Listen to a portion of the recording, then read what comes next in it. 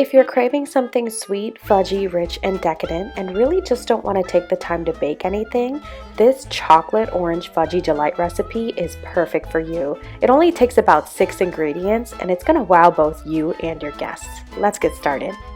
Need any type of tea biscuits. I'm using an orange flavored one I got from Target, but if you don't have orange flavored tea biscuits, you can use regular biscuits and just use a little bit of orange extract.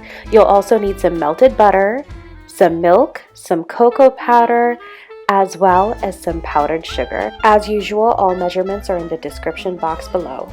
So get out a food processor or grinder and grind down your biscuits into a fine sand. Your texture should look like that. Then measure out 7.5 ounces of biscuit sand. Go ahead and add your biscuit sand as well as all your other ingredients such as the powdered sugar, cocoa powder, melted butter, and milk, and go ahead and process that one more time. Again, this recipe is super simple. You don't need any other special tools for it. So here I'm just feeling for the texture. My one came out just a little bit more sandy than I would like. So what I'm gonna do is just add like a tablespoon, equal parts of both milk and melted butter until I get a texture where when I clump it together with my hands, it actually stays.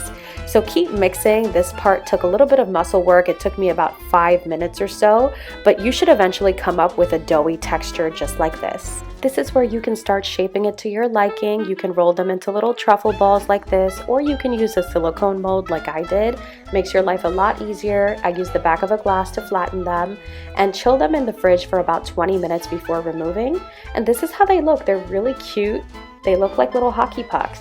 So I melted some chocolate in the microwave, and this is the motion I use. I put my puck down and I pulled it towards me to create that nice even dip.